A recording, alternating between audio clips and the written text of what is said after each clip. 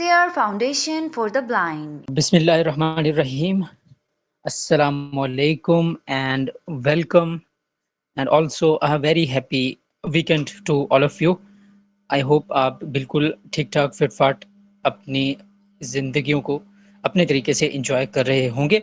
So again very warm welcome इस webinar में, जो कि बहुत ख़ास इसलिए होने वाला है क्योंकि ये आपके बहुत सारी कन्फ्यूजन्स को तो सॉल्व करेगा ही, साथ साथ आपके लिए ऐसे रास्ते खोलेगा या आप कह लें कि ऐसी गाइडेंस प्रोवाइड करेगा आपको जो हर स्टूडेंट, हर लर्नर का एक ख्वाब भी होता है और उसकी जो एजुकेशनल जर्नी है या उसकी जो कैरियर जर्नी है उसके लिए भी बहुत ज़रूरी होता है. तो आज का वेबिनार और आज के स्पीकर, इनको मैं इंट्रोड्यूस करवाता चलूँ. सो बेसिकली आज हमारे साथ जुड़ेंगे मिस्टर महमूद यूसुफ. ये कसूर से ताल्लुक़ रखते हैं. इन्होंने अपनी जो इब्तदाई तालीम है वो स्पेशल एजुकेशन में हासिल की और अच्छे ग्रेड्स लेने के बाद इन्होंने अपने ख्वाब को अंजाम देते हुए GCU गवर्नमेंट कॉलेज यूनिवर्सिटी से मास्टर्स इन पॉलिटिकल साइंस किया. मैं ये भी बताता चलूँ कि इनका डबल मास्टर्स है. इन्होंने मास्टर्स इन स्पेशल एजुकेशन भी कर रखा है. तो बेसिकली इनकी ज़िंदगी बहुत नॉर्मल जा रही थी, लेकिन जो अहम मोड़ है वो तब आया जब इन्होंने अपना एक सब्जेक्ट सेलेक्ट किया कि उनको पॉलिटिकल साइंस में जाना है. अब उसकी वजह ये बताते हैं कि इनको पॉलिटिकल डिबेट्स और ऐसे बहसों मुबाहिसों में काफ़ी दिलचस्पी थी जो थॉटफुल या मीनिंगफुल होते हैं. तो कई सारे ऐसे इवेंट्स आते हैं हमारी लाइफ में जो हमारी किसी भी ख्वाहिश को, किसी भी हमारी स्किल को पॉलिश करते हैं या ट्रिगर करते हैं. तो महमूद यूसुफ के कहने के मुताबिक इनका जो ट्रिगर पॉइंट था या ट्रिगर इवेंट था वो APS जो पेशावर अटैक था, जो मासूम बच्चों को वहाँ पे दहशतगर्दी का निशाना बनाया गया. वहाँ से जो इनका एक थॉट थी वो परवान चढ़ी कि इनको पॉलिटिकल साइंस में ही जाना है. तो बेसिकली इन्होंने पॉलिटिकल साइंस में अपनी ग्रेजुएशन मुकम्मल की और जैसे ही इन्होंने अपनी ग्रेजुएशन मुकम्मल की तो वैसे ही इनका जो पोस्टिंग थी वो हो गई PPSC के थ्रू. अब ये भी बड़ी मज़े की बात है. सोशल नीड ऑफिसर की एक सीट थी और तकरीबन 13 लोग compete कर रहे थे, जिसमें से ये सिंगल थे जो ब्लाइंड थे और किसी भी डिसेबिलिटी से ताल्लुक़ रखते थे, लेकिन वो सीट इन्होंने ग्रैब की, उस अपॉर्चुनिटी को अवेल किया. सॉरी.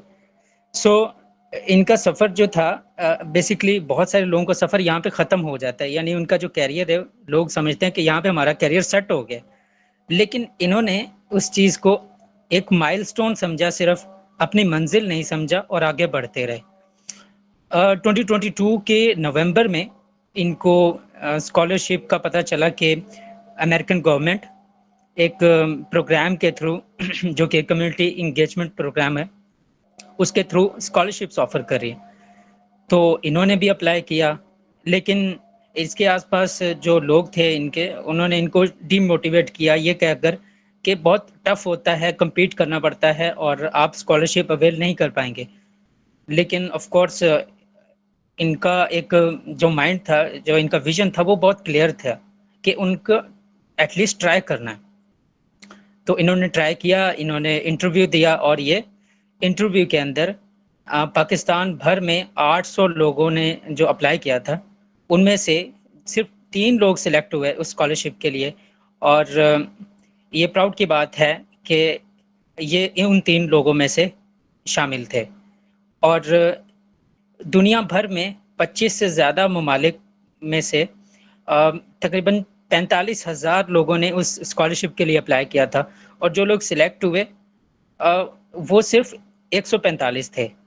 लेकिन उन 145 में भी ऐसा और कोई पर्सन नहीं था जो कोई डिसेबल हो या फिर किसी भी डिसेबिलिटी से ताल्लुक़ रखता हो या फिर विजुअली इम्पेयर्ड हो. तो he was the only one who grab this opportunity. So I guess अब हम उनके जो तजुर्बात हैं उनका फ़ायदा उठाते हैं, उनको इंगेज करते हुए. तो बेसिकली ये जब वापस आए तो यहाँ पे आने के बाद भी जहाँ पे गवर्नमेंट अमेरिकन गवर्नमेंट ने इनकी खिदमात को रिकग्नाइज़ किया और जो ये लोग जो एक्सपीरियंस लेके आए थे अमेरिका से, यूएस से मुख्तलिफ एक एलिनॉय स्कूल में इन्होंने काम किया। फिर वहाँ पे पेटेंट स्कूल फॉर पीडब्ल्यूडीज में इन्होंने अपनी वॉलेंटरली सर्विस अंजाम दी। और इसके साथ साथ दूसरी बड़ी ऑर्गेनाइजेशंस जो कि अमेरिकन ऑर्गेनाइजेशंस थी और वर्ल्ड वाइड काम करी थी पीडब्ल्यूडीज की एम्पावरमेंट के लिए।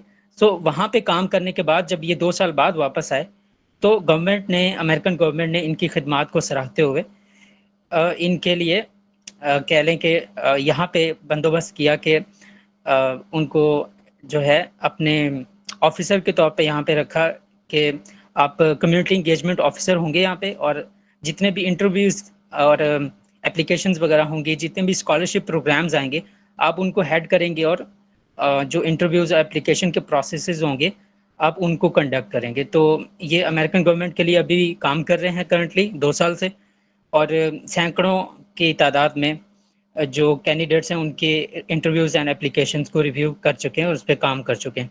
तो मज़ीद देर ना करते हुए हम महमूद यूसुफ को इंगेज करते हैं। So over to you mister Mahmood Yusuf. And I am sorry, मैं एक चीज़ भूल गया कि एक हमारे साथ सरप्राइज गेस्ट भी हैं। हमारे पास एक सरप्राइज स्पीकर हैं जो कि यकीनन आपको ज़रूर सरप्राइज करेंगी। तो उनका इंट्रोडक्शन मैं चाहूँगा कि महमूद भाई खुद देंगे जब ये आएंगे माइक संभालेंगे। तो over to you Mahmood Yusuf. जी, बहुत-बहुत शुक्रिया हसन आपका। और सबसे पहले तो मैं सबसे पहले अस्सलाम वालेकुम सबको मेरी तरफ से। और मैं ये सबसे पहले शुक्रिया अदा करना चाहता हूँ हमारी सीयर टीम का, जिन्होंने इतना अच्छा वेबिनार जो है ना उसको अरेंज करने में अपनी एफ़र्ट्स की। तो पूरी टीम का मैं बहुत शुक्रिया अदा करता हूँ कि उन्होंने आउट ऑफ द वे जाके ये सारी चीज़ें मैनेज की। तो इंट्रोडक्शन आप लोगों को दे दिया है वैसे भी हसन साहब ने। तो मैं सिर्फ़ एक बात कहता हूँ कि मुझे मैंने आज ये जो टॉपिक चूज़ किया है, मुझे लगा कि अगर मैं ये अपॉर्चुनिटी अवेल कर सकता हूँ तो बाकी क्यों नहीं, ठीक है? तो इसलिए मुझे काफ़ी ज़्यादा इसके ऊपर टेंशन थी कि मुझे इसके ऊपर जो है ना वो सोचना है, अगर मैं ये कर सकता हूँ तो बाकी लोग क्यों नहीं कर सकते, मुझे उनको भी फैसिलिटेट करना चाहिए।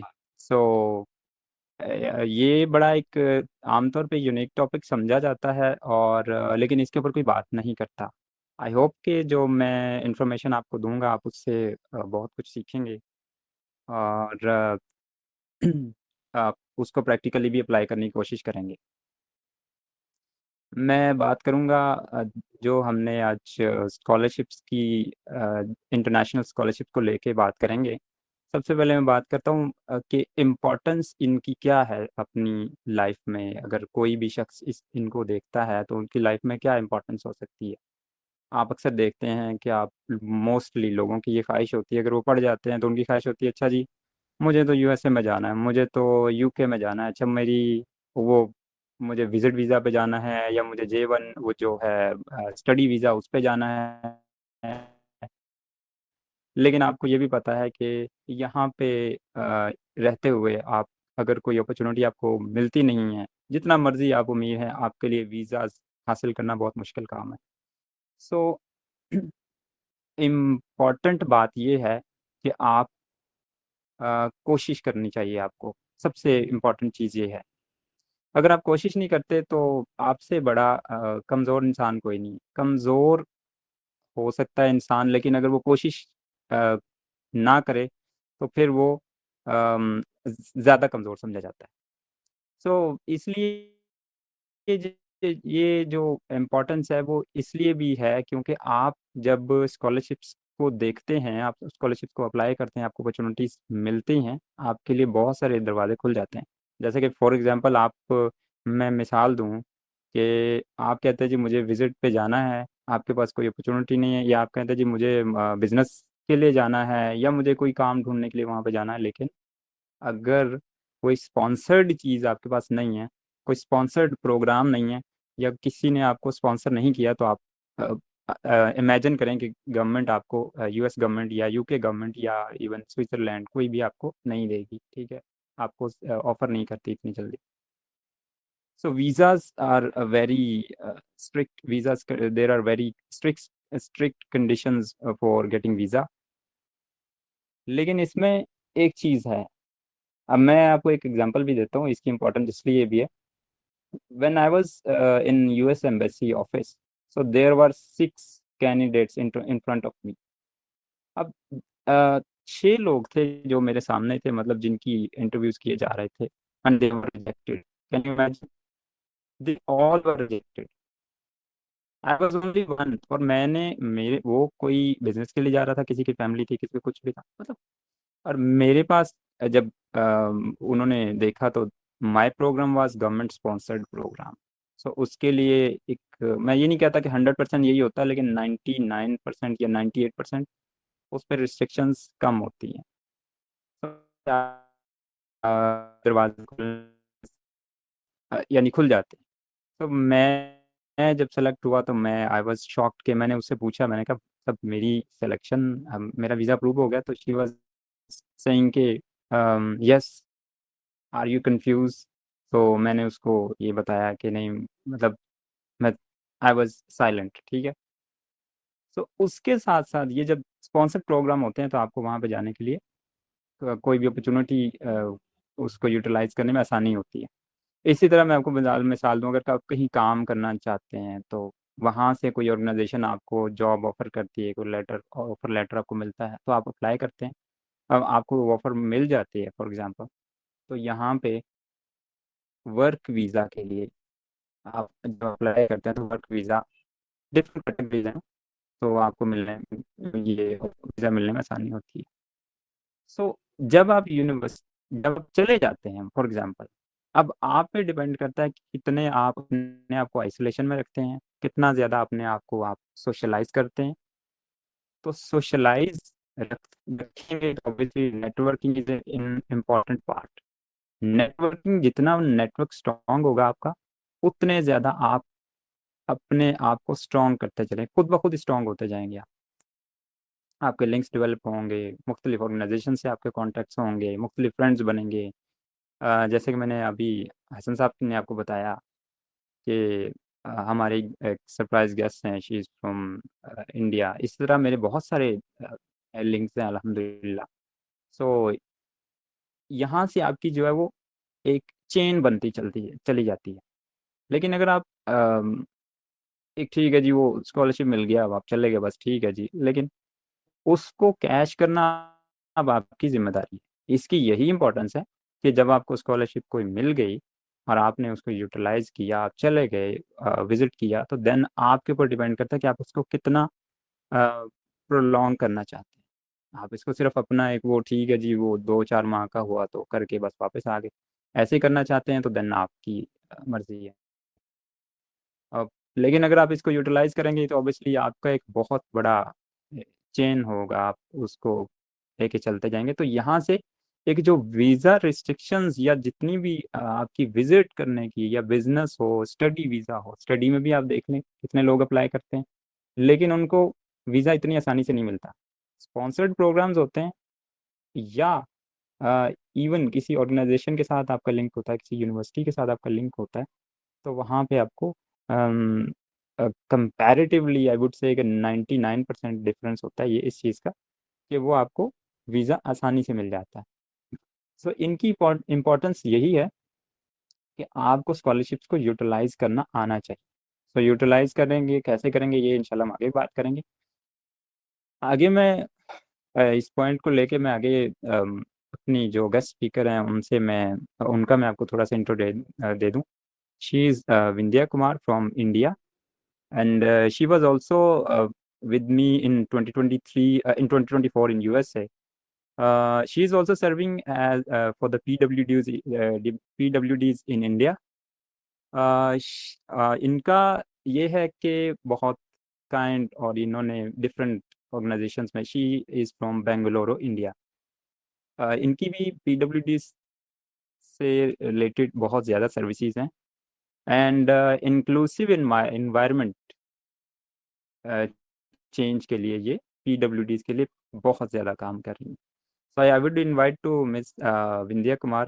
You are most welcome to और मैं आपका बहुत शुक्रिया अदा करूँगा कि आपने हमारी रिक्वेस्ट पे जो है वो उसको ज्वाइन किया और हमारी इस ऑर्गेनाइजेशन को आई वुड से कि आपने इस इस इवेंट को 4 चाँद लगाए. बहुत शुक्रिया. Thank you so much, Mahmood. Good evening, everyone. मेरी हिंदी थोड़ी हिंदी उर्दू अब जो भी बोल लो थोड़ी वीक है, तो मैं इंग्लिश और हिंदी में बात करने की कोशिश करूंगी. अगर मेरे से कोई गलती हो गई, मुझसे कोई गलती हो गई तो आप बता दीजिए. तो जैसे कि महमूद भाई ने बोला कि हाँ, मैं यहाँ पे एजुकेशन फील्ड, स्पेसिफिकली एजुकेशन में काम करती हूँ. मैंने I started off as a teacher and I used to work in schools across my city. फिर उसके बाद मुझे डेवलपमेंट वर्क में जाने का इंटरेस्ट और पैशन जगा और इसीलिए मैं चली गई एक नेबरिंग स्टेट में, आंध्र प्रदेश में, और वहाँ पे मैं स्टेट गवर्नमेंट के साथ काम कर रही थी. जो एजुकेशन करिकुलम और बुक्स होती हैं, text books and in general the whole education system, my project or my job over there was to make it more inclusive for children with disabilities. All kinds of disabilities were there. This is government schools, तो जो भी disability के बच्चे rural areas में होते हैं, उनको सिर्फ गवर्नमेंट स्कूल्स या गवर्नमेंट सेंटर्स का ही एक्सेस होता है यहाँ पे. तो ये एक वेरी इंपॉर्टेंट एलिमेंट बन जाता है to make sure that our society and our community is inclusive from the very beginning, from the very start of their life. So that's what I used to do.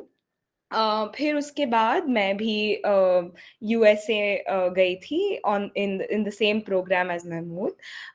So it was called community engagement exchange programme.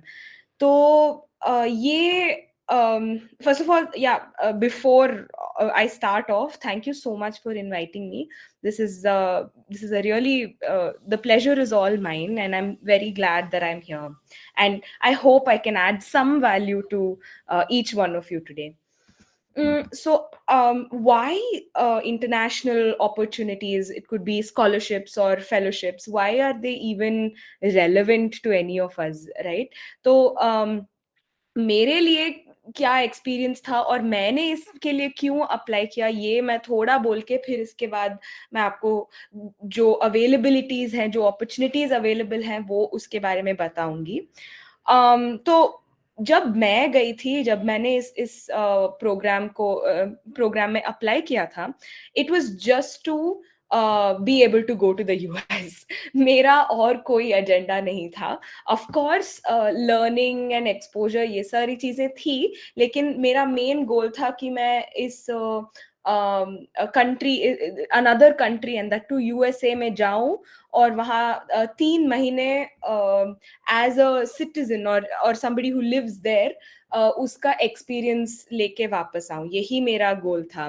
लेकिन जब मैं वहां पे गई तो मेरा my point of view completely changed. It helped me broaden my horizon, and I was able to appreciate being part of a global community, right? इसके मजे में आज भी ले रही हूँ. आप सब लोगों से इसीलिए मिल पा रही हूँ और interact कर पा रही हूँ, right? So that has been the biggest asset, I would say, biggest earning of having gone on an international fellowship. So not only do you get to learn from other people, but it's also I learned a lot about myself. It helped me understand who I was. मतलब मेरा identity कैसे होना चाहिए उस पर मुझे clarity मिल गई, क्योंकि when I came back, I started seeing myself as a part of a global community, right? So in this aspect it helped me a lot. And the other thing that it really helped me with is some hard skills, like जो आपको कोई भी आप career choose करो, कोई भी job या कोई फील्ड में आप जाओगे, तो these skills are very transferable. For example, communication, critical thinking, being able to understand what is happening around me, and of course building relationships ना. तो ये जो hard skills मेरे improve हुए हैं, that is also because of one of the international fellowship opportunity that I was able to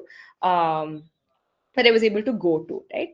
So before I talk to you about what specific opportunities exist, मैं थोड़ा scholarship और fellowship में एक difference बता दूं, ताकि जब भी मैं स्कॉलरशिप बोलूं तो आपके माइंड में और मेरे माइंड में सेम ही चीज होगी, and there won't be any disconnect, right?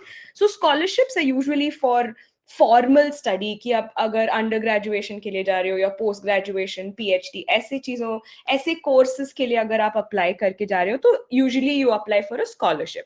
I mean, especially if we are traveling to the west, for people like us who come from India, Pakistan, South Asia in general, scholarships become very important, right?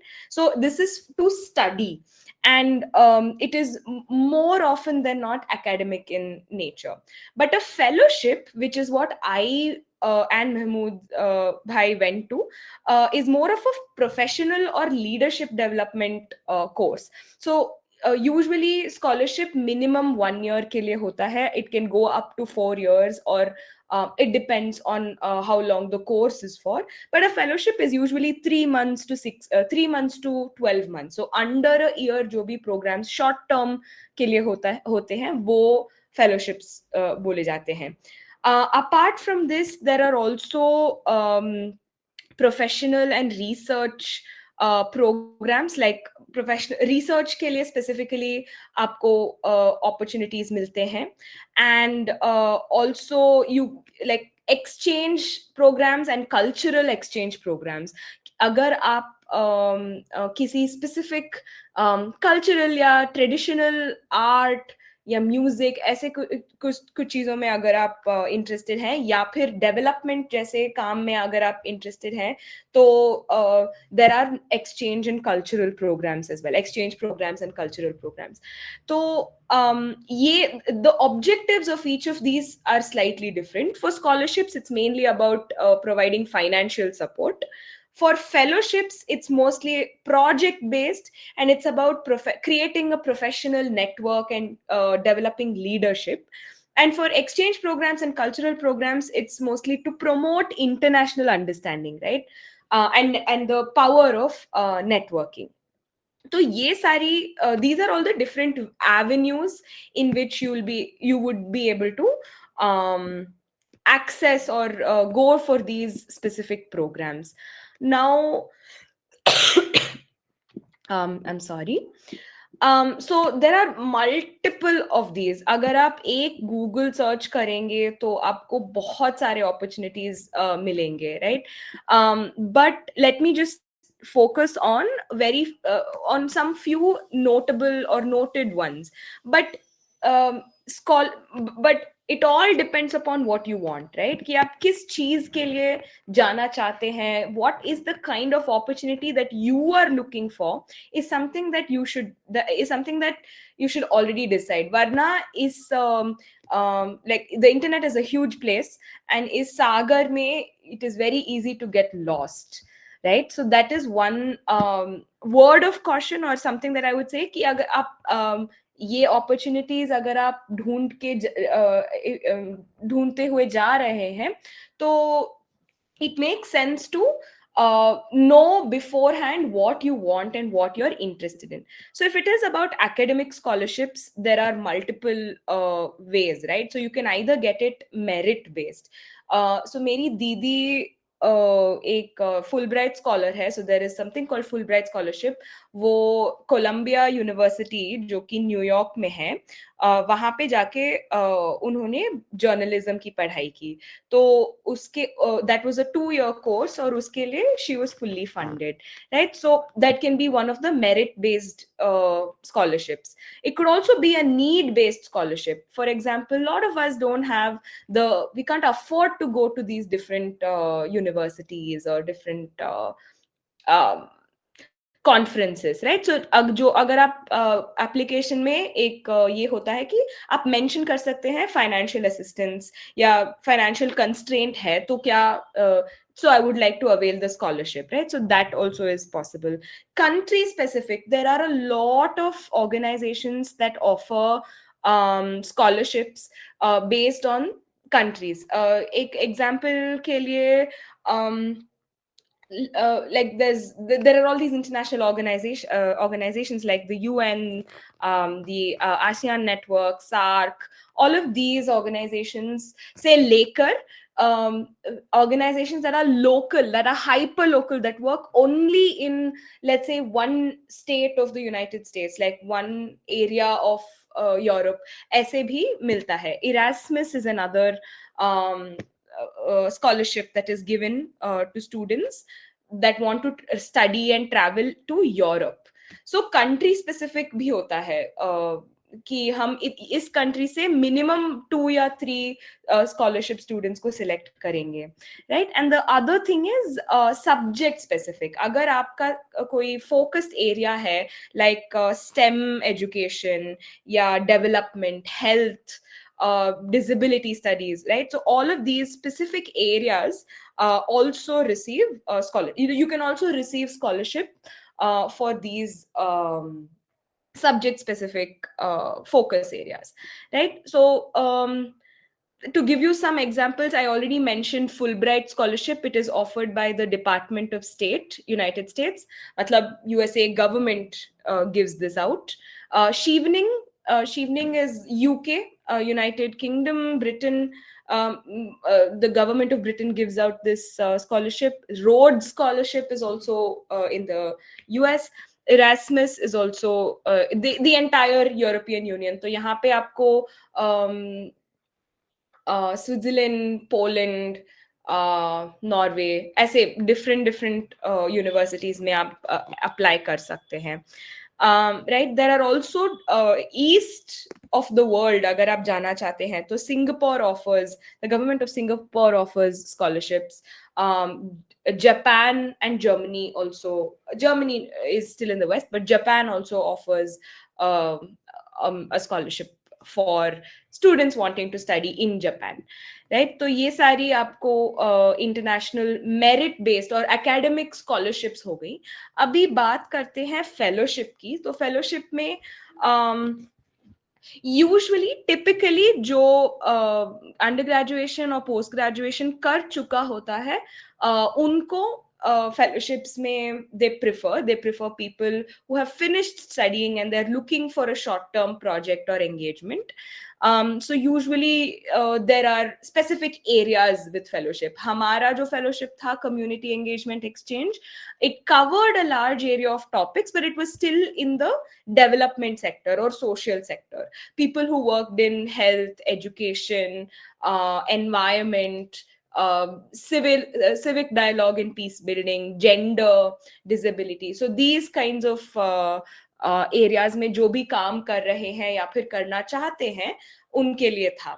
तो fellowships usually आपका focus area और आपका passion and interest जिसमें भी होता है उसमें you can look for fellowships in that particular area, right?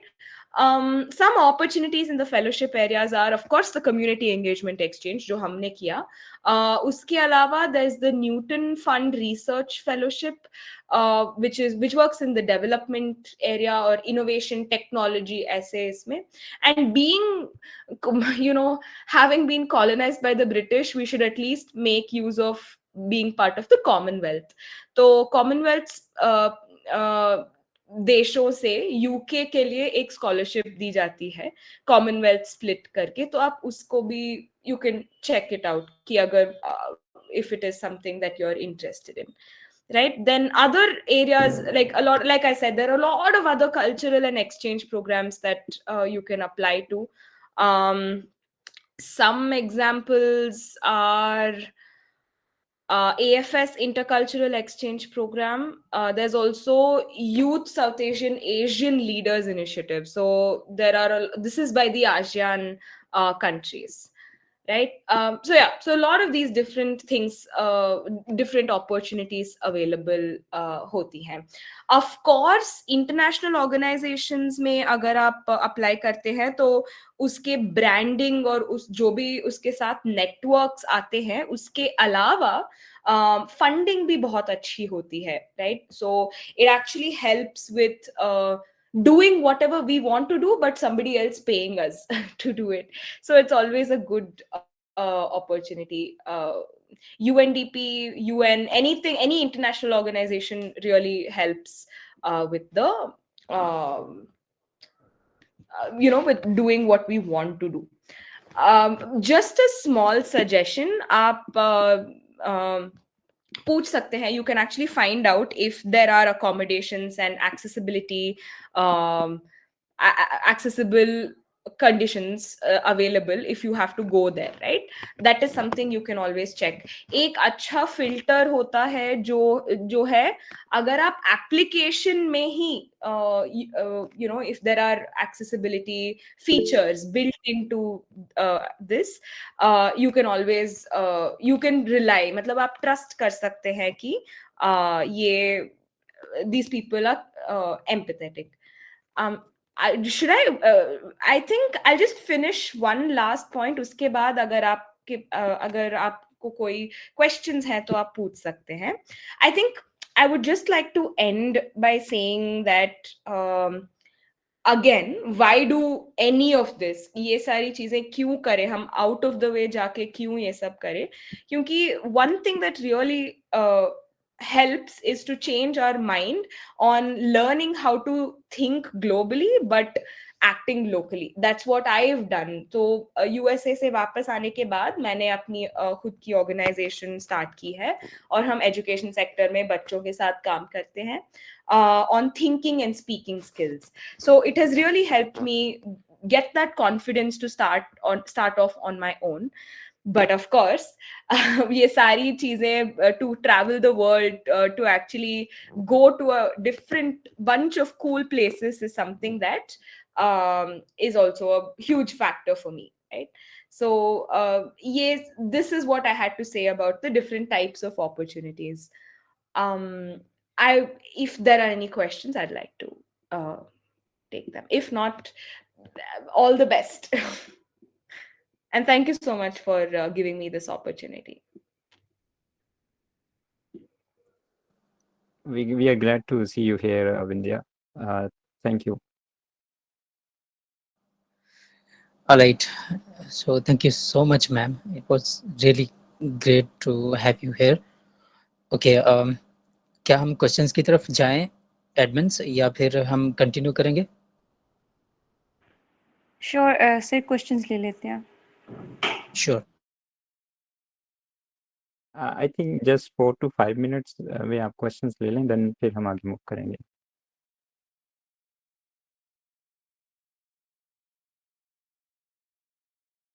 अगर किसी के क्वेश्चन है तो हैंड रेज कर दें kindly. Okay.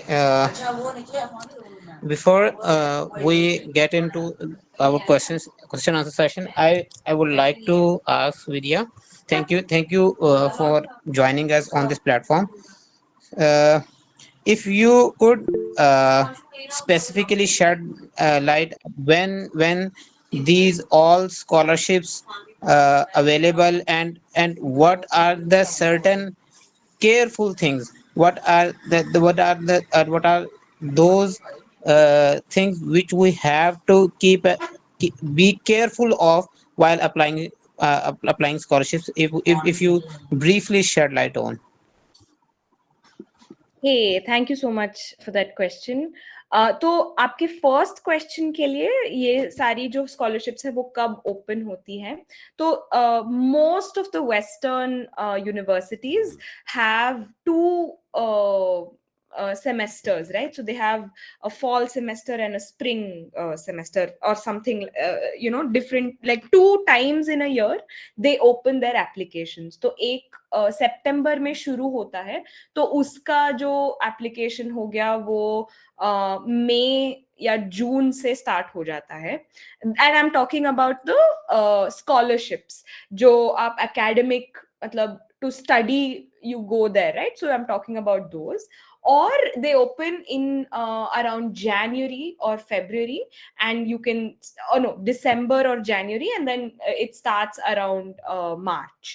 So these are the 2 times of the year when it opens. But a lot of the opportunities are available around the year. मतलब कोई ना कोई तो अपॉर्चुनिटी जो आपके इंटरेस्ट में होगी वो खुली होगी, like the applications for that will be open usually, right? So all it takes is a lot of research on the web, or asking or talking to people, continuously checking certain websites.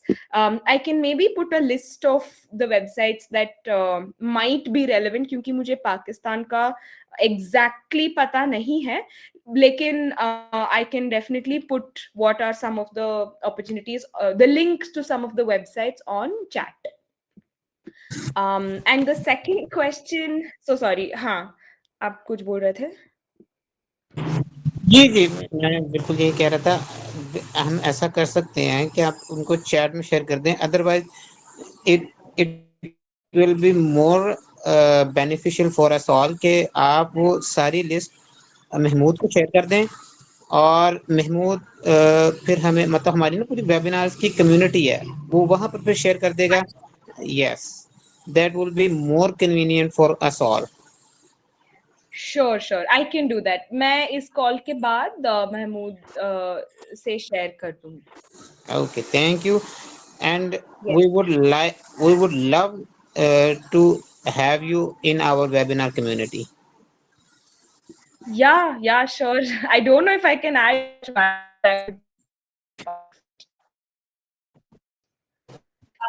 Yeah, just to answer the second question, right? Very briefly, मैं ज़्यादा bore नहीं करूँगी आप लोगों को. But the second question, what are some of the things that they look out for in an application, right? अगर वो merit based scholarship है, तो of course they're going to look at your mark sheet and everything. But उसके अलावा अगर वो कोई और focus पे है, तो my suggestion would be to read the application very thoroughly. अगर हम 2, 3, 4 बार एप्लीकेशन के ओवरव्यू जो और ब्रीफ जो भी वो देते हैं, अगर वो हम पढ़ते हैं, तो हमें एक आइडिया आ जाता है कि वो what are they looking for. Different opportunities look for different things.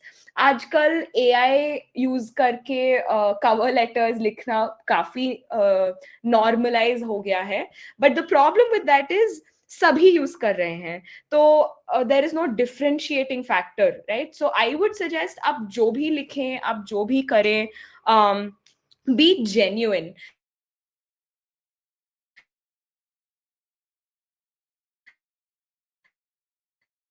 That is something that is then that makes all the difference in the world.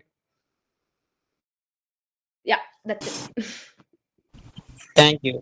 अच्छा, हम अभी अनम्यूट कर देते हैं. मौजमा का हैंड रेज है, यहाँ पे मौजमा है, वो अपना क्वेश्चन कर सकती हैं.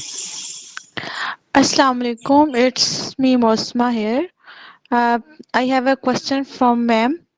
Ma'am, I want to ask that क्योंकि अभी आपने इंटरनेशनल स्कॉलरशिप्स की बात की, तो जैसा कि इंट्रोडक्शन में बताया गया कि आप इंक्लूसिविटी के लिए काम कर रही हैं, तो मैं ये जानना चाहूँगी कि हम ये देख रहे हैं, क्योंकि हम शैडो टीचिंग पे रिसेंटली हम एक वर्क कर रहे हैं और प्रोजेक्ट भी कर रहे हैं, तो मैंने ये देखा कि हमारे जो साउथ एशियन कंट्रीज़ हैं या एशियन कंट्रीज़ हैं ज़्यादातर, उनमें अक्सर औकात जो students who needs shadow teaching उनको इग्नोर कर दिया जाता है.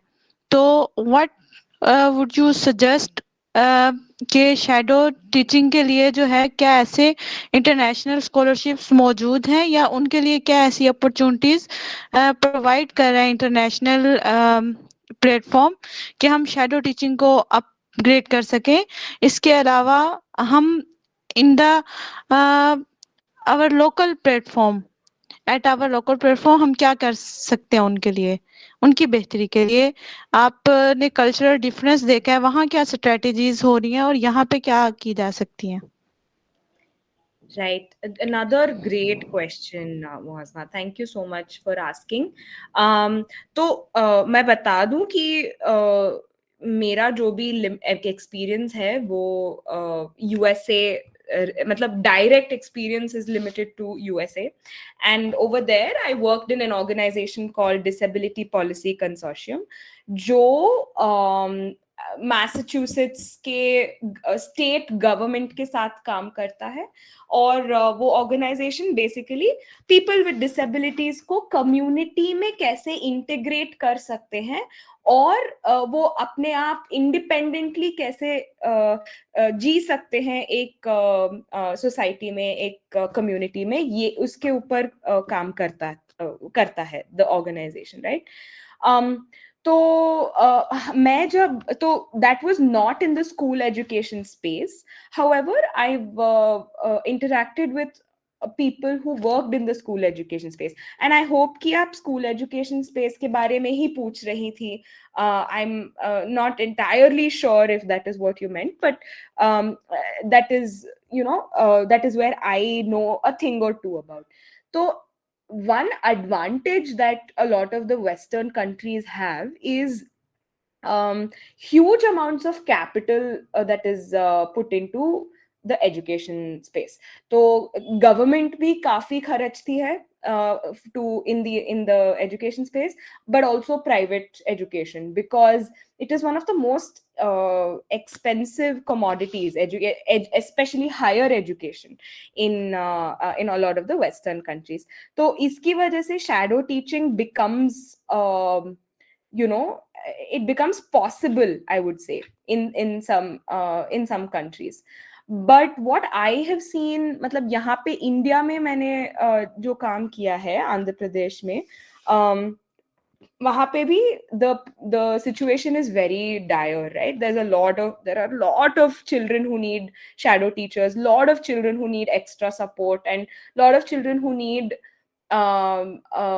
just even access to a classroom काफी मुश्किल हो जाता है, क्योंकि वो बहुत रिमोट एरियाज में लोकेटेड होते हैं और वहां पे कोई स्पेशलाइजेशन किया हुआ जो भी टीचर होता है वो पहुंच नहीं पाता है. So it is a very difficult situation. However there are ways around it. तो हमने हमारे प्रोजेक्ट में क्या किया था, which was successful to some extent.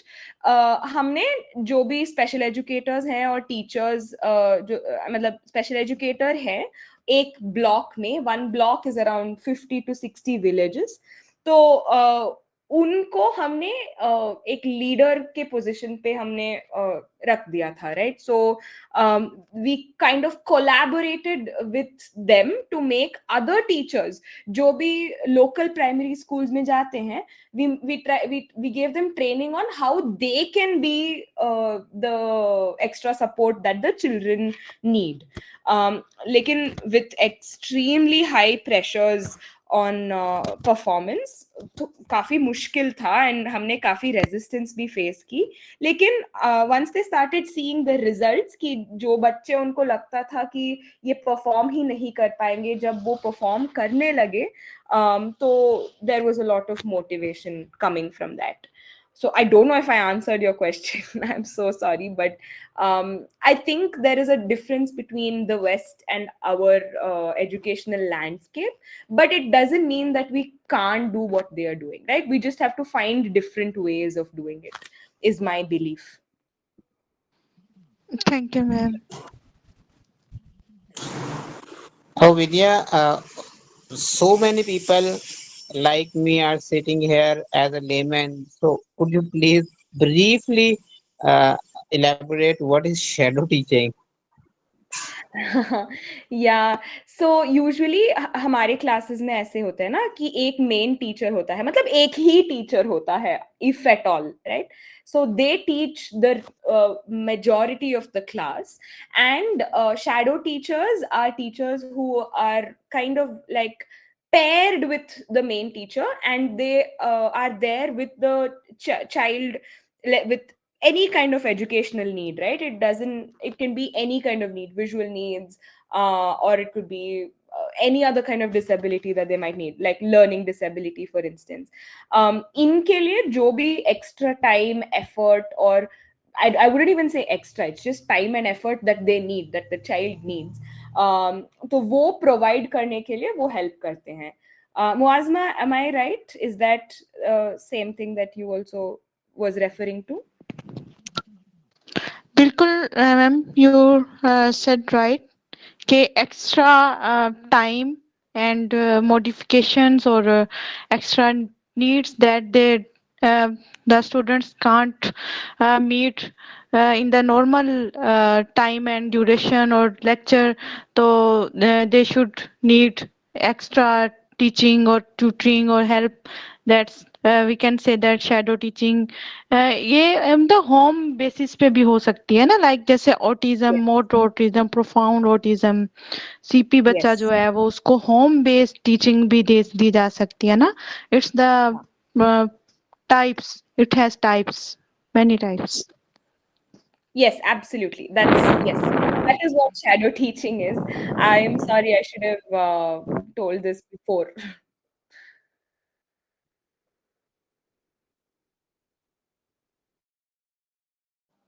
All right, next one for the question.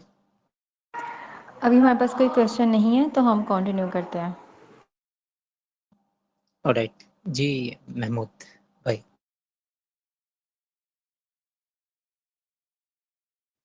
Okay, move to the next. तो हमारा जो नेक्स्ट पॉइंट है कि how to apply for this scholarship. So a lot of things have been cleared कि आपको ज़्यादातर जो है ना वो इसमें पहले तो इसमें बात करूँगा कि आपको थॉरली जो भी एप्लीकेशन है, जो भी आपने देखी है, फॉर एग्जांपल मैं बात करूँ फेलोशिप की, स्टडी प्रोग्राम की, और कोई भी प्रोग्राम है उसको अगर आपने अप्लाई करने जा रहे हैं, तो फर्स्ट ऑफ ऑल आपको थॉरली उस फॉर्म को रीड आउट करना है. ये सबसे इम्पोर्टेंट टिप है और सबसे important part of your activity है जब आप अप्लाई करने जा रहे हैं.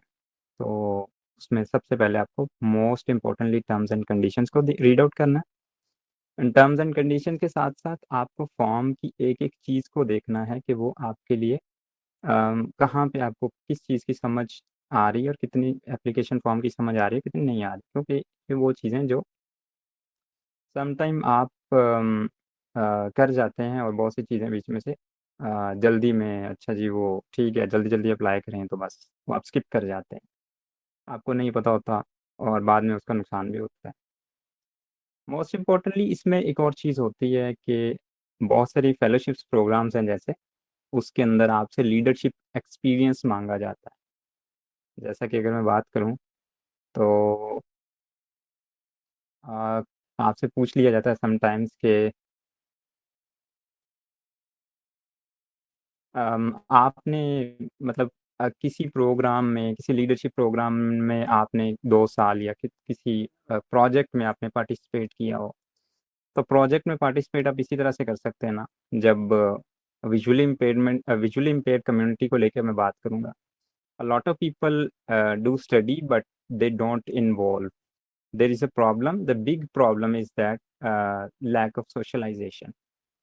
आप स्टडी कर जाते बहुत ज़्यादा मतलब ग्रेजुएट मास्टर्स तक भी पहुंच जाते हैं, एमफिल पीएचडी जिसको आप बोलते हैं, पीएचडी तक भी पहुंच जाते हैं. लेकिन अगेन प्रॉब्लम जो होती है वो लैक ऑफ सोशलाइजेशन.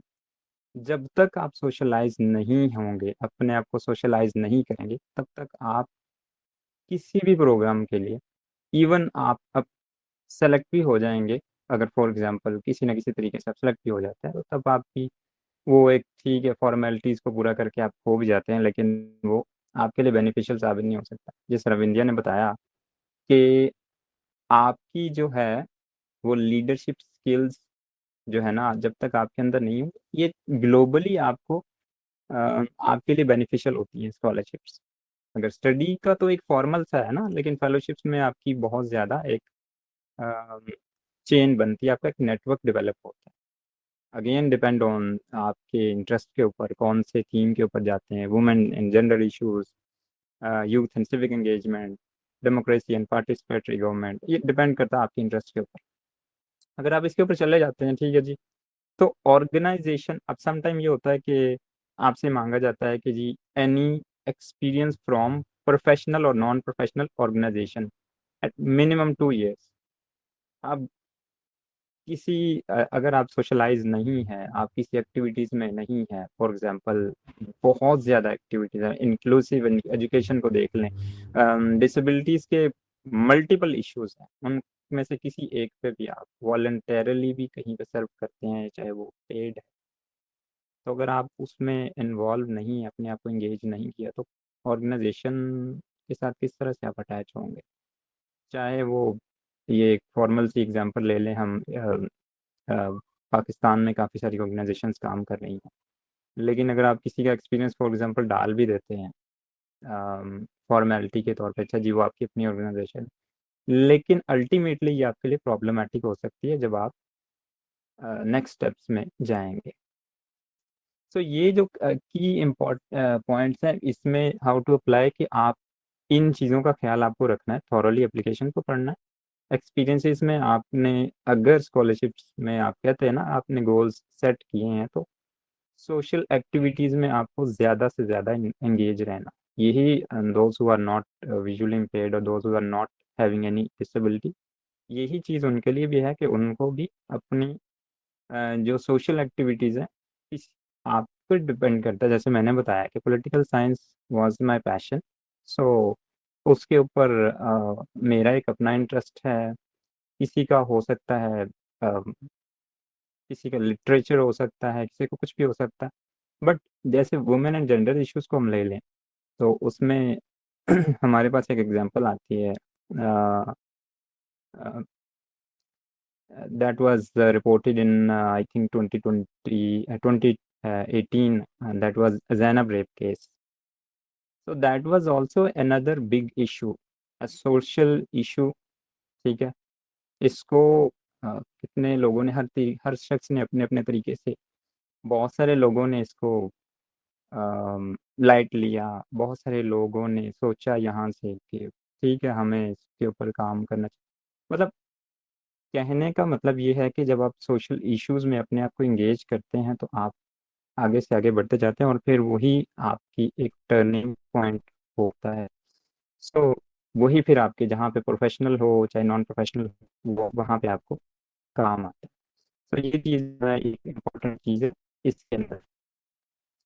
अच्छा, आगे हम बात करते हैं कि जब आप how to write perfect, productive and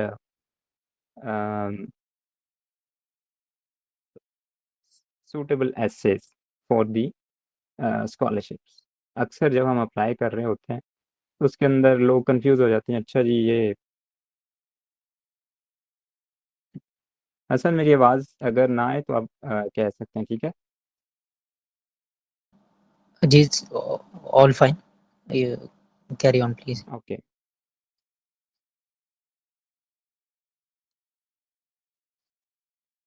okay, अब हम बात करते हैं कि मोस्ट प्रोडक्टिव आप किस तरह से पर्सनल स्टेटमेंट जो है वो किस तरह से लिख सकते हैं, और ऐसे राइटिंग आपकी किस तरह की होनी चाहिए। जिस डिफरेंट किस्म के क्वेश्चंस पूछे जाते हैं डिफरेंट फेलोशिप प्रोग्राम्स में और डिफरेंट स्टडी प्रोग्राम्स में। हम बात करते हैं इस टाइम कि अगर आपको पर्सनल स्टेटमेंट लिखना है तो किस तरह से लिखेंगे आप।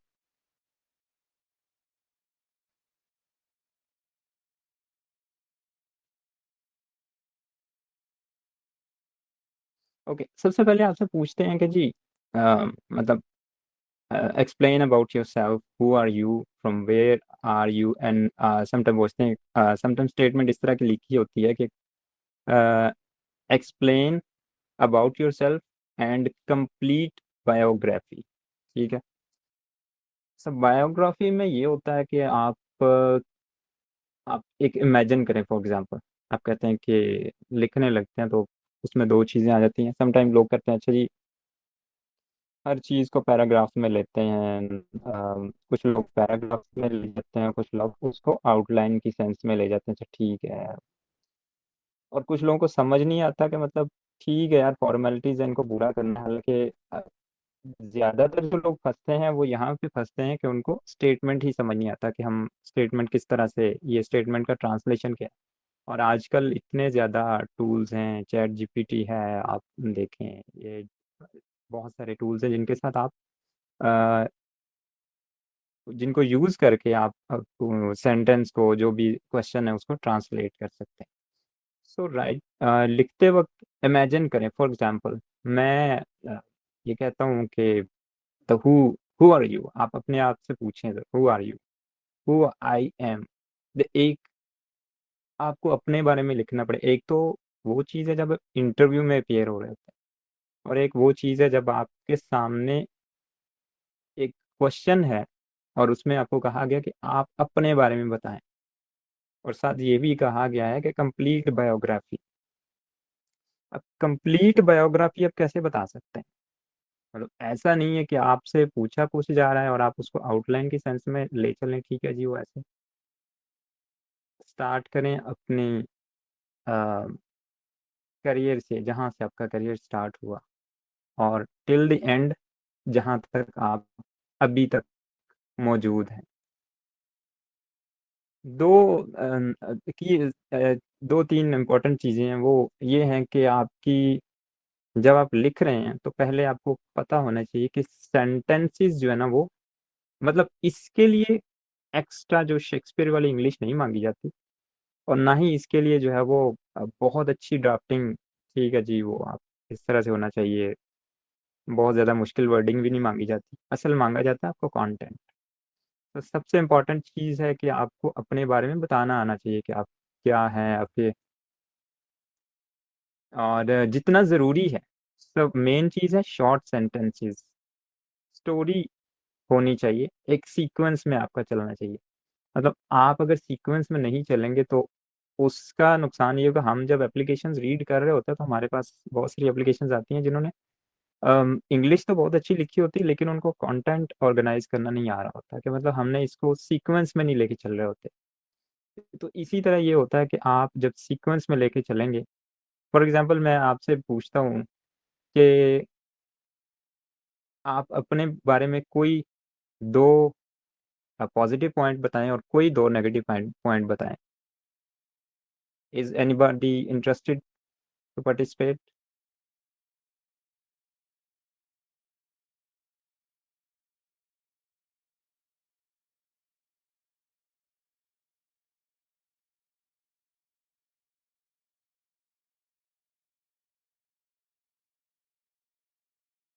ओके, तो नो वन। अच्छा, इसमें जाहिर सी बात है आपको अपनी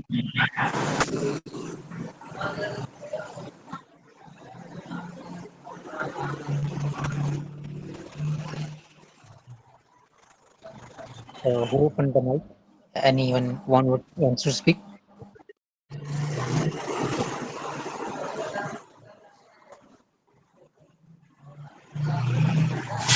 ओके, तो इसमें जो है ना वो प्रोडक्ट जो मोस्ट इम्पोर्टेंटली वो चीज़ ये है कि आपको इन चीज़ों का ख्याल रखना है कि एक तो आपकी जो सेंटेंस है वो शॉर्ट होने चाहिए। इनको अनम्यूट कर दें ज़रा प्लीज़। ओके, एक तो आप जो मोस्ट ऑथेंटिक या प्रोडक्टिव जो है स्टेटमेंट लिखने का सबसे इम्पोर्टेंट चीज़ है वो ये है कि आपको एक तो सेंटेंसेस जो है ना शॉर्ट होने चाहिए, सीक्वेंस में होना चाहिए, और इंग्लिश जो है वो आप बिल्कुल सिंपल यूज़ करें, कोई इशू नहीं है। स्पेलिंग मिस्टेक्स नहीं होनी चाहिए, ठीक है। आजकल बहुत ज़्यादा टूल्स हैं जिनके साथ आप टेस्ट कर सकते हैं अपने आप को, ठीक है। आप लाइक समटाइम ऐसा होता है कि बहुत सारी अच्छी इंग्लिश जो है ना नहीं होती, लेकिन उसमें कॉन्टेक्ट बहुत अच्छा होता है, ठीक है। सो बाज़ दफ़ा ये होता है कि एआई का यूज़ करके लोग वो कर जाते हैं और इंटरव्यूज़ में फिर वो जाके फँस जाते हैं, ठीक है? सो ये चीज़ जो है ना वो फिर नुकसान देती है, क्योंकि जब आप अप्लाई कर रहे होते हैं तो वहाँ पे इंटरव्यूअर के सामने आपकी एप्लीकेशन भी मौजूद होती है, तो वहाँ से चीज़ें ज़ाहिर हो रही होती हैं। सो इन चीज़ों को लेके आप जो है ना, और आउटलाइन आई वुड सजेस्ट कि आप इंट्रो में बिल्कुल जहाँ से आपसे बायोग्राफी और इस तरह की चीज़ें मांगी जा रही है, आई वुड सजेस्ट कि I have seen a lot of applications. तो आउटलाइन में जो है ना वो आप इंट्रो में आपकी आउटलाइन जो है ना वो पैराग्राफ में लिखने की कोशिश करें।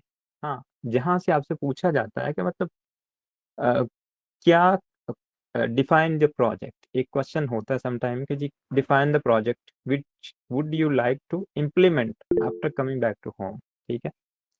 सो वहाँ पे आपको प्रोजेक्ट डिस्कस करना है कि आप प्रोजेक्ट का इंट्रो देंगे, देन आप टारगेट ऑडियंस की कौन सी हो सकती है, किस ले से लेकर किस एज तक के लोग हो सकते हैं, और कॉस्ट क्या हो सकती है। मतलब यहाँ पे आउटलाइन में चीज़ें जो एक सीक्वेंस है, जो एक मोस्ट ऑथेंटिक और मोस्ट प्रोडक्टिव चीज़ है, वो ये है।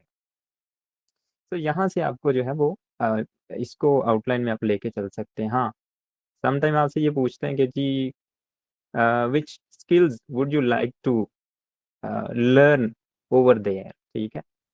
तो कोशिश करें यहाँ पे भी आउटलाइन बनाने की ज़रूरत नहीं है, आप पैराग्राफ्स में लिखें, और एआई का बिल्कुल यूज़ मत करें, ठीक है? एआई आर्जी तौर पे तो आप कर लेते हैं, लेकिन जब एप्लीकेशंस आपकी टेस्ट हो रही होती है, आपकी मार्क हो रही होती है, उस टाइम आपका एआई टूल के साथ उसको टेस्ट किया जाता है, और माइनर सी भी मिस्टेक के साथ आपको डिस्क्वालीफाई कर दिया जाता है, ठीक है?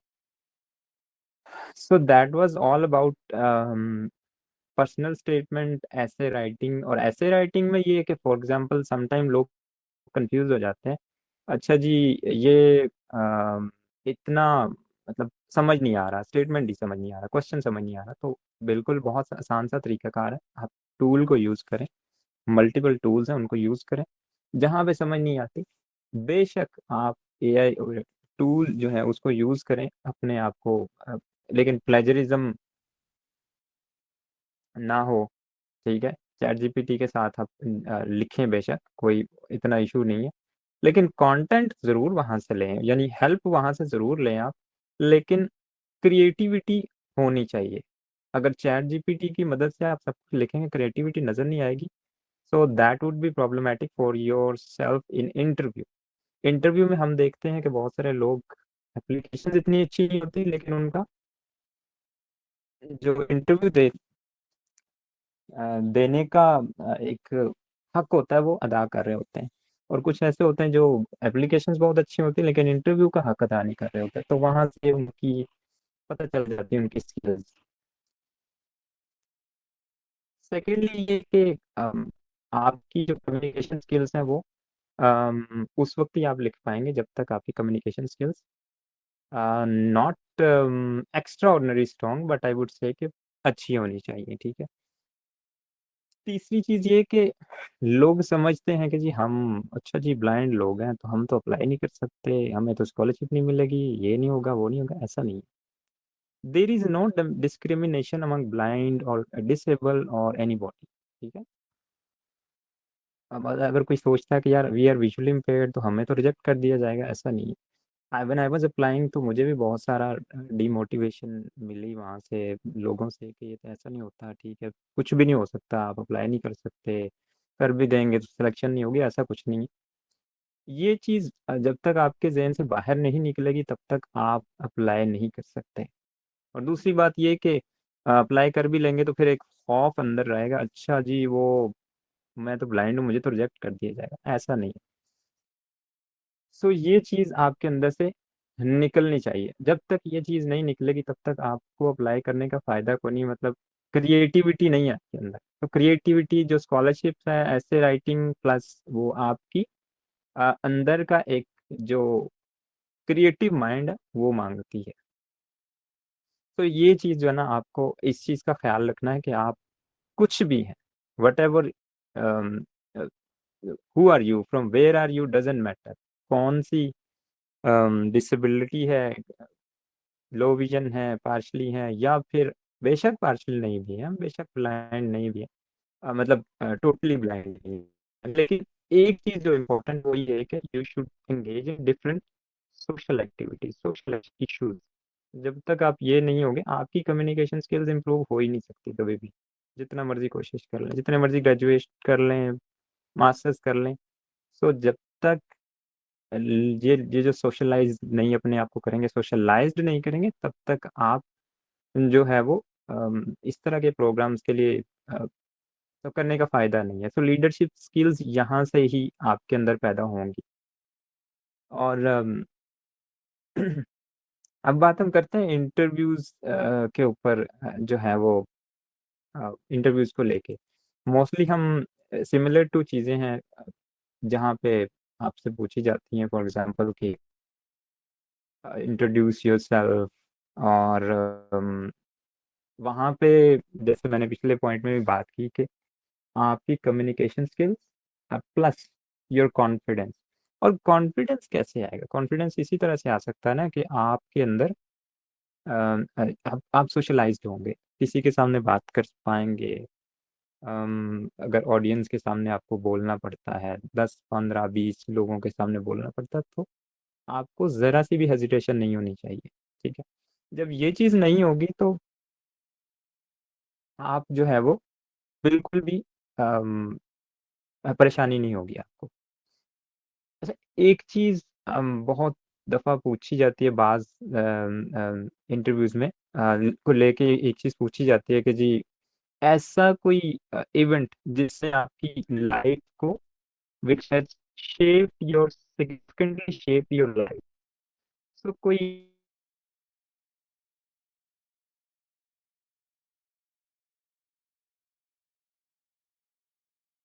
भी हो सकता है ये आपके करियर में, आपके सिर्फ स्टडी करियर जो पीरियड है उसमें भी हो सकता है, आपकी आगे प्रैक्टिकल लाइफ में भी, कहीं भी। सो ये जो चीज़ है ये भी आपके माइंड में होनी चाहिए कि मतलब आपको अगर कोई इवेंट ऐसा जो मिला है उसको आप एक्सप्लेन कर सकें, तो इवेंट तो अब आपके माइंड में हो फॉर एग्जांपल, लेकिन अगर उसको आप एक्सप्लेन ना कर पाए तो ऑब्वियसली फिर उसका फायदा नहीं है। सो सारी चीज़ें एट द एंड रिलेट कर रही हैं आपके कॉन्फिडेंस पे। कॉन्फिडेंस कहाँ पे आएगा? कम्युनिकेशन स्किल्स से। कम्युनिकेशन स्किल्स कैसे हो सकती हैं? सोशलाइज्ड होने से, socialisation. If you are lack of socialisation then you are nothing. ठीक है, ये डिग्रीज विग्रीज कुछ नहीं होती, मतलब डिग्रीज आपने फलां भी कर ली, वो भी कर ली, वो भी कर ली, लेकिन जब तक आप सोशलाइज्ड नहीं है, इवन मेच्योरिटी लेवल आपके अंदर तभी आता है जब आप अ, दूसरों के साथ, फेलोज के साथ, कोलीग्स के साथ, और फिर ये जो ग्लोबल लेवल पे कनेक्टिविटी आपकी होती है, जब भी आप मेंटोरशिप, आपकी पीयरशिप बनती है, और तो वो इसी वजह से होती है कि आप अपने आप को सोशलाइज करते हैं, और स्किल्स भी वहीं से इम्प्रूव होती है। सो आई वुड सजेस्ट कि स्किल्स जो है ना वो इम्प्रूव करें, बिल्कुल डिफरेंट वेज हैं, बट अपने आप को स्टडी के साथ साथ सोशलाइज भी रखें डिफरेंट एक्टिविटीज़ में जो आपका इंटरेस्ट है। जैसे विंध्या ने मेंशन किया कि लीडरशिप स्किल्स में आपके डिफरेंट थीम्स हैं, उसके अंदर यूथ एंड सिविक एंगेजमेंट और different whatever themes are there. ठीक है, बट डिपेंड करता है कि आपका इंटरेस्ट क्या है।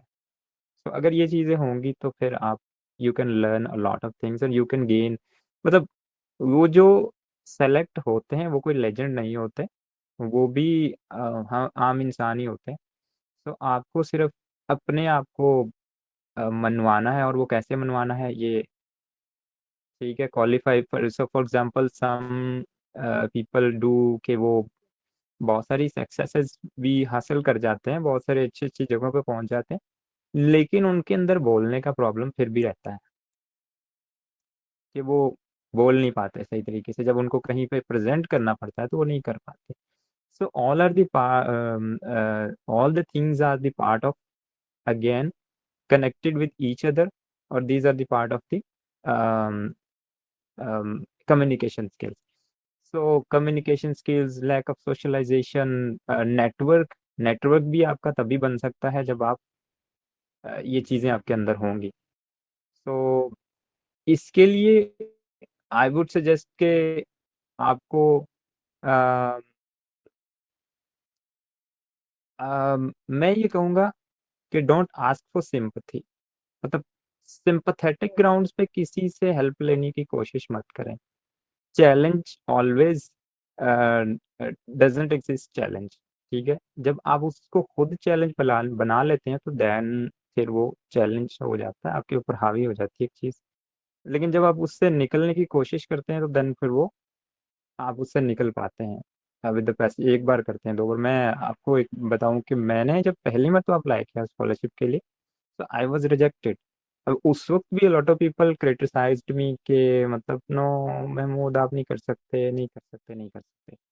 तो मैंने मतलब नहीं छोड़ा, ठीक है। दूसरी बार फिर मैंने अप्लाई किया तो दूसरी बार भी यही चीज़ देखने को मिली। तो मैंने किया। तो हर शख्स का जो है वो माइंडसेट अपना होता है, ठीक है। लेकिन सबसे जो आपकी वीकनेस होती है वो ये होती है कि आप एक मसले को अपने ऊपर हावी कर लेते हैं। तो ये नहीं करना, ये चीज़ें हैं। बाकी एक्सप्लोर करना, चीज़ों को समझना, उसके लिए डिफरेंट टूल्स हैं, सब कुछ मौजूद है। आप आजकल की टेक्नोलॉजी की दुनिया में तो इन चीज़ों से परेशान होने की ज़रूरत नहीं है। और आई वुड सजेस्ट कि everyone can do, I would से everyone can do, just need efforts, just need your mind strong, your you should not be mentally stressed, ठीक है। So these were some tips, and these were some points which I tried to elaborate. If you guys have any questions, so you are welcome. किसी का कोई question है तो hand raise कर सकते हैं। जी अहमद का हैंड रेज है, आप अपना माइक अनम्यूट कर लें। अस्सलाम वालेकुम। जी वालेकुम सलाम, क्वेश्चन कीजिए। अच्छा, मेरा सवाल ये है कि क्या इंटर के बाद भी कोई अपॉर्चुनिटी होती है स्कॉलरशिप के लिए? आवाज आ रही? जी जी, आपकी आवाज़ आ रही है। जी जी, आ क्वेश्चन रही है नोट आपकी कर लो। आवाज़।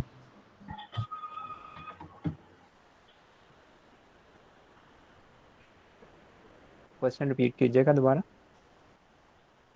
मैं कह रहा हूँ कि क्या इंटर के बाद भी कोई अपॉर्चुनिटी है स्कॉलरशिप की?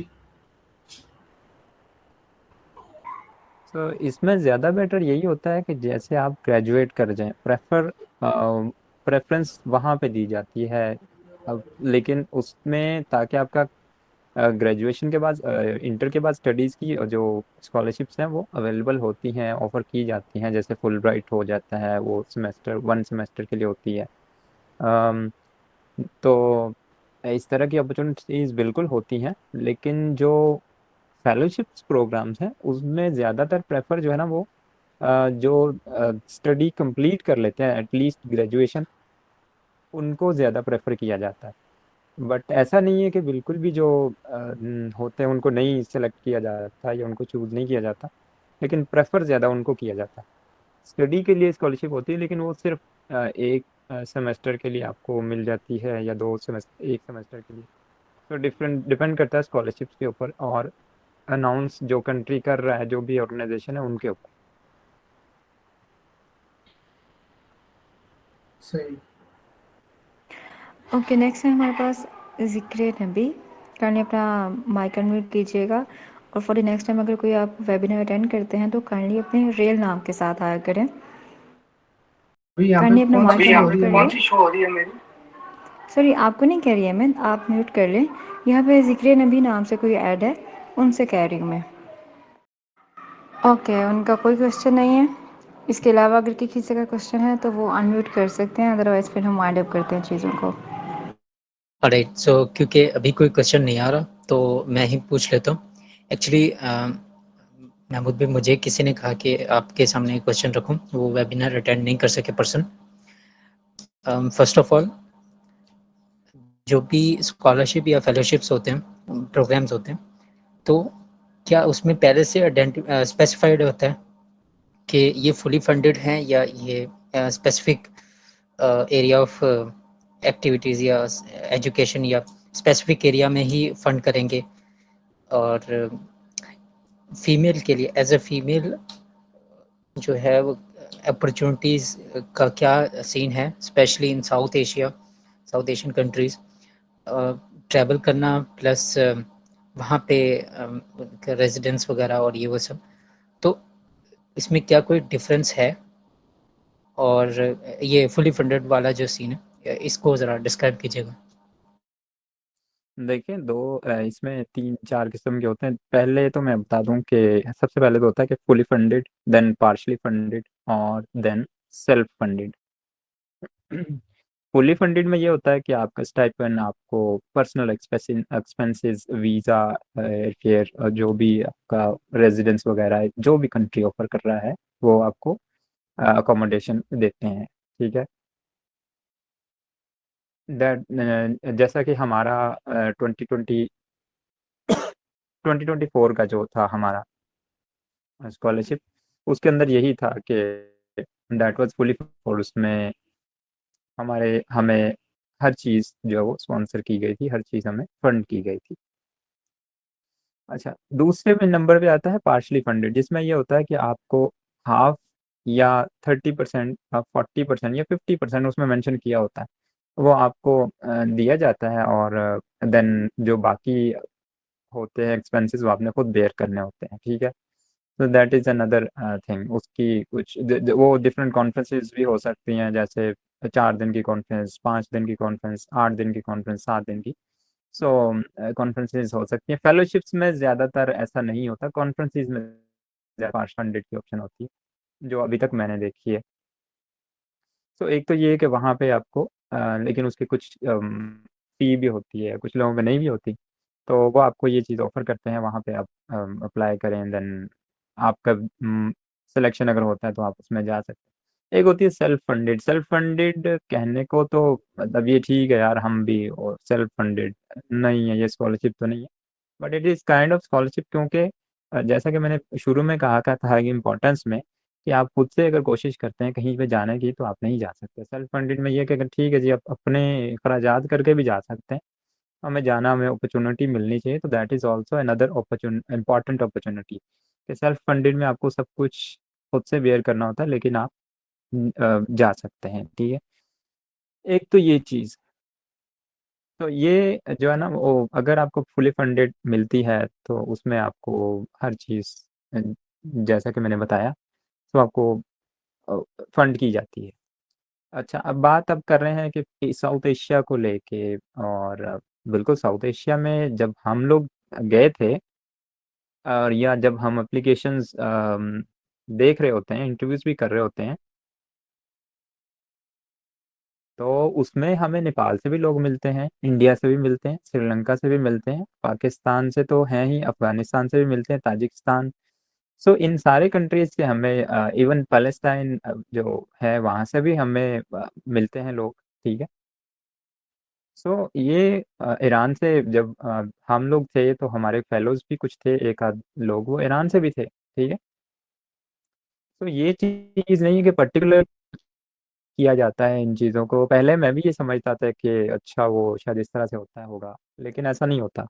पर्टिकुलरली किसी एरिया को टारगेट कुछ स्कॉलरशिप्स होते हैं, उसमें होता है। जैसे अभी रिसेंटली एक स्कॉलरशिप आया था आज से कोई 1.5 माह पहले, उसमें पर्टिकुलरली 4 कंट्रीज़ को टारगेट किया हुआ था उन्होंने, पाकिस्तान, इंडिया, श्रीलंका एंड बांग्लादेश। तो यहाँ से उन्होंने प्रोफेशनल फेलोशिप प्रोग्राम था वो, और उसमें उन्होंने इन 4 कंट्रीज़ को टारगेट किया होता है। समटाइम ये भी होता है कि कुछ कंट्रीज़ को वो इंक्लूड कर देते हैं, किसी को एक्सक्लूड कर देते हैं, लेकिन ऑन बेसिस ऑफ फंड्स, ठीक है। गवर्नमेंट को जहाँ पे लगता है कि ये चीज़ हमें फंड्स जो है वो हमें लैग कर रहे हैं, कहीं पे हमें प्रॉब्लम हो रही है, तो वो उस पे फंड्स की बेसिस पे, फंड्स के कम होने की वजह से वो कर देते हैं, क्योंकि ज़्यादातर जो जितने कल्चरल एक्सचेंज प्रोग्राम्स हैं या स्टडी प्रोग्राम्स हैं, वो ज़्यादातर वो मोस्टली गवर्नमेंट्स जो है ना वो स्पॉन्सर करती हैं, ठीक है।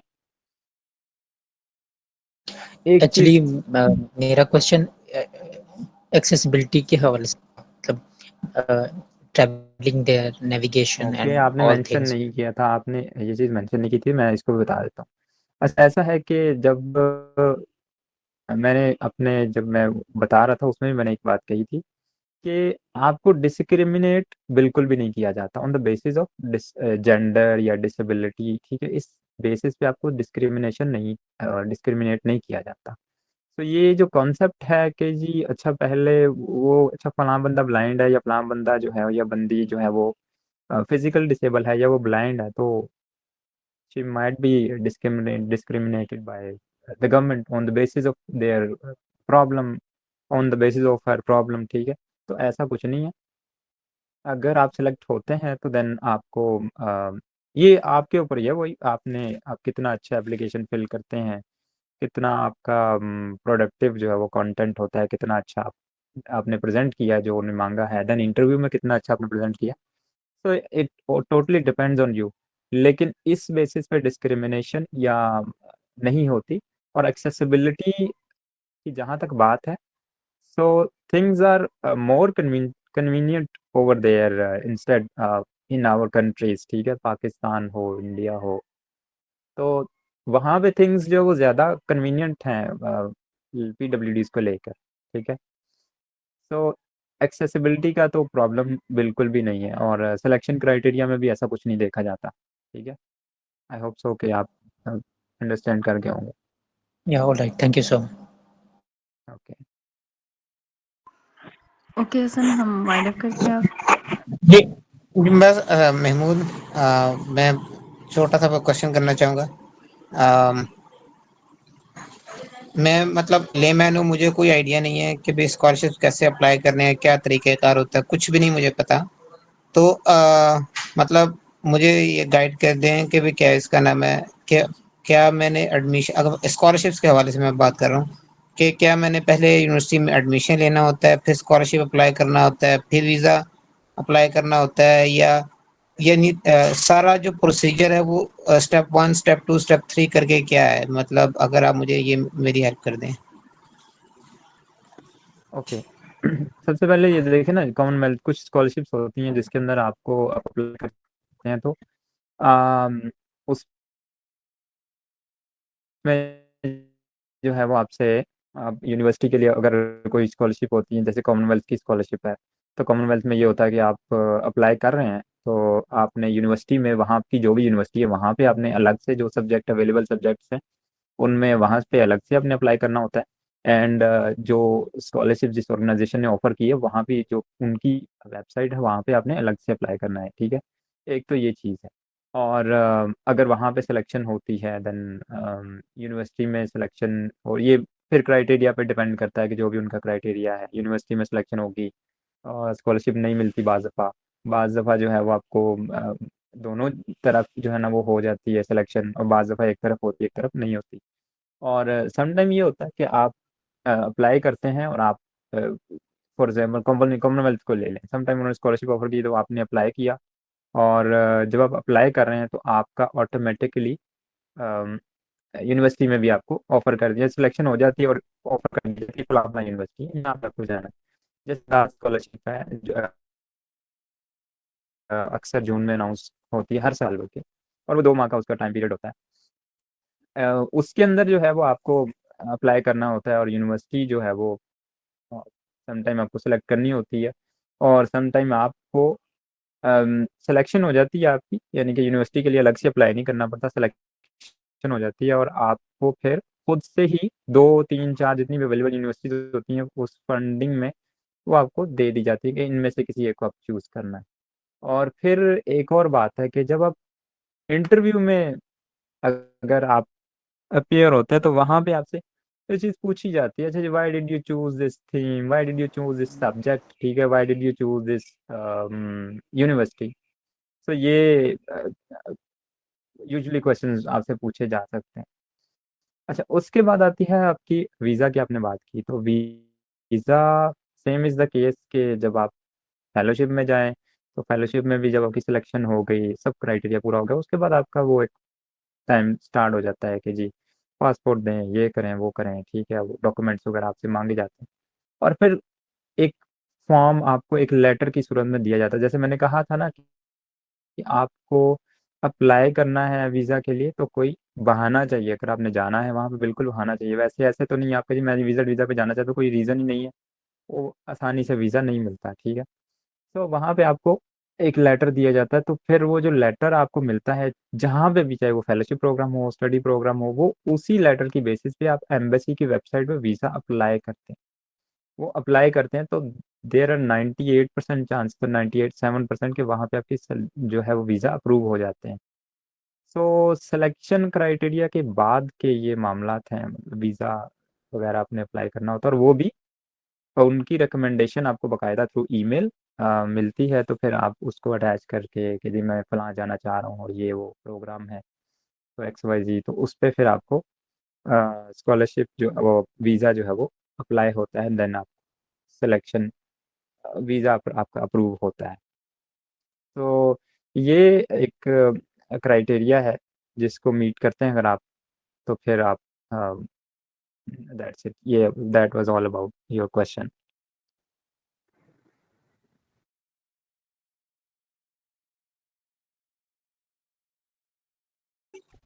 Thank you, thank you, Mahmood. All right. Any other questions?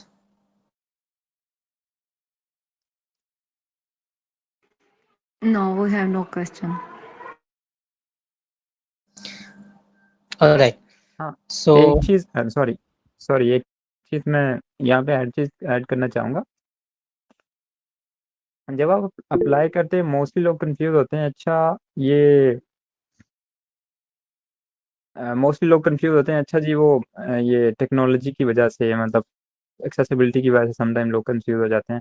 तो आपको जब फॉर्म शेयर किया जाता है, पोस्ट भी शेयर की जाती है, तो वहाँ पे आप एक चीज़ का ख्याल रखा करें कि हर चीज़ को स्टेप बाय स्टेप देखने का एक देखने की कोशिश किया करें।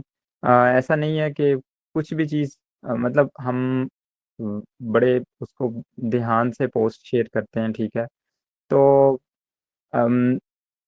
समटाइम ये होता है कि जब आप स्टडी के लिए अप्लाई कर रहे होते हैं, तो आपके सामने यूनिवर्सिटीज़ शो हो रही होती है, समटाइम उसके वेबसाइट के लिंक, और समटाइम जो है ना वो डाउन पे स्क्रॉल करके नीचे करके जाके शो हो रहा होता है आपने स्कॉलरशिप के लिए अप्लाई करना है।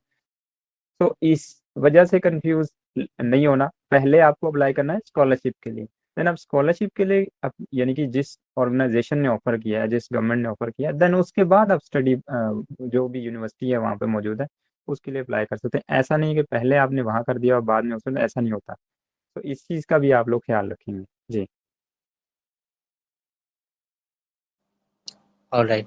So thank you so much, Mahmood. Okay, जैसे हमारे पास लास्ट क्वेश्चन है नुमान का, उनको ले लेते हैं। जी नुमान, अपना माइक अनम्यूट कर लें। अस्सलाम वालेकुम, मेरी आवाज़ आ रही है? नुमान खान बात कर रहा हूँ लाहौर से। जी, मेरी आवाज़ आ रही है आपको? जी आ आपकी रही है। आवाज़ आ रही है।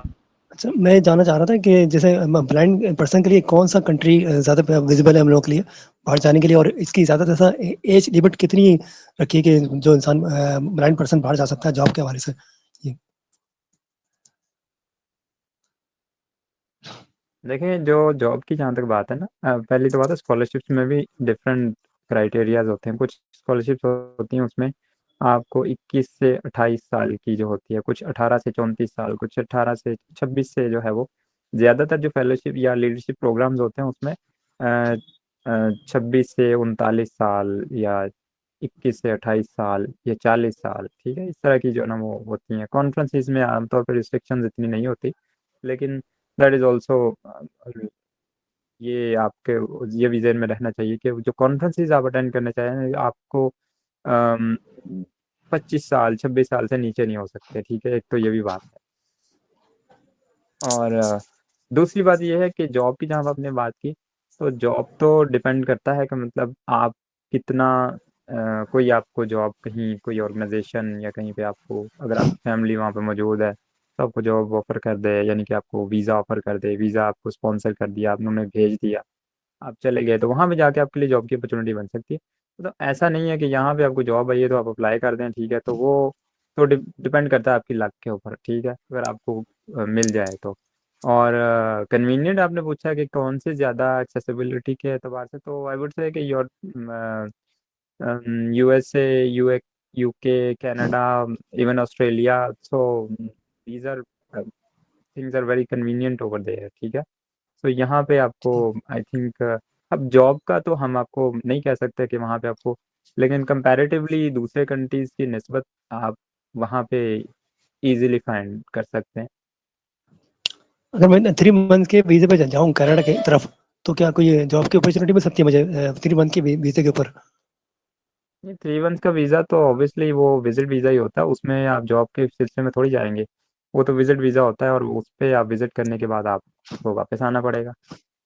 तो डायरेक्टली किस तरह हम कंसल्टेंट से किस तरह हमसे कांटेक्ट कर सकते हैं जॉब के बारे से? अगर हम कंसल्टेंट कौन सा हमारे लिए बेस्ट हो सकता है? ये तो वही बात है कि अगर आपको कोई अपॉर्चुनिटी मिलती है, आप वहाँ पे जाते हैं, अगर आपने लिंक्स बनते हैं, आपके ऑर्गेनाइजेशंस के साथ कॉन्टैक्ट होते हैं, उनके साथ आपके कॉन्टैक्ट्स होते हैं, देन वहाँ पे आपको कोई ये कंसल्टेंट आपको कभी भी जॉब ऑफर नहीं कर सकता। तो मतलब कंसल्टेंट तो वीज़ा जो है उसके नाम पे खा जाते हैं, तो वो तो आपको नहीं कभी भी जी, जॉब ऑफर ये मैं करेगा। आपसे जानना चाह रहा था। ये मैं जानना चाह रहा था आपसे कि किस पे ट्रस्ट हम करें, कंसल्टेंट कौन सा हमें सही मिल सकता है? क्योंकि वो तो 2 नंबर काम कर रहे होते हैं और हमें यकीन नहीं आता किस पे। नहीं, कंसल्टेंट की बात करें तो अगर तो मेरा एक्सपीरियंस लें तो मैंने तो अपने वीज़ा के लिए खुद इससे ही अप्लाई किया था, मैंने किसी कंसल्टेंट से नहीं कांटेक्ट किया था। तो इसलिए कंसल्टेंट का एडवाइस तो मैं आपको बिल्कुल भी नहीं करूँगा। बाकी वही बात है कि नहीं तो अपॉर्चुनिटी पे डिपेंड करता है, अगर अपॉर्चुनिटी आपको मिलती है कोई फैमिली में हो या आपका, तो लेकिन विजिट वीज़ा को लेकर आप चाहते हैं उधर, तो कहते हैं जी मुझे वो मिल जाए, सो आई थिंक इसे पॉसिबल नहीं है, क्योंकि वैसे मतलब भी एक रिस्ट्रिक्शंस आजकल बहुत ज़्यादा जी, हो चुकी हुई हैं। बहुत ज़्यादा है। मतलब है कि फैमिली अगर स्पॉन्सर करे अगर मुझे, जैसे मेरे एक अंकल चाचा हमारे कनाडा में है, तो मैं उनसे कहूँ कि मुझे स्पॉन्सर करें तो इस बेस पे हो सकता है मेरा। जी बिल्कुल, अगर वो आपके हैं तो वो आपको मतलब बुला सकते हैं वहाँ। जी, लेकिन वो कहते हैं कि पॉइंट्स होने चाहिए इसका आपके पास, तो उनके जो पॉइंट है वो चाहिए। नहीं, पॉइंट्स तो आपके पास होने, देखे ना आप किस वजह से आपको बुला रहे हैं, आपको फैमिली वीज़ा पे बुला रहे हैं, आपको जॉब के लिए बुला रहे हैं, वो ऐसा भी कर सकते हैं, वो आपको किसी ऑर्गेनाइजेशन के थ्रू आपको जॉब के लिए ऑफर लेटर दिलवाएं और वो आपको मिले, देन उसकी बेस पे आप वीज़ा अप्लाई करें, आप जा सकते हैं, तो कितना मसला नहीं है। नहीं, आपके जी, पॉइंट्स नहीं होने चाहिए, आप इतनी आपके पास स्किल्स हैं, जो भी आपकी एजुकेशन है आप उनसे कहें और वो आपको किसी ऑर्गेनाइजेशन जहाँ पे भी आपको जॉब दिलवानी है वहाँ से वो आपको लेटर निकलवा कर दें और उसकी बेस पे आप अप्लाई कर सकते हैं वीज़ा पे, वो तो इतना बड़ा इशू नहीं है। लेकिन वैसे आप जाना चाहें तो वो जॉब के सिलसिले में आप इतनी आसानी से, हाँ जॉब्स भी ऑफर होती रहती हैं, मल्टीपल इंटर्नशिप्स ऑफर होती हैं, उस पर आप अगर आपको मौका मिलता है तो you can avail. Thank you so much. Okay. Alright, any other questions?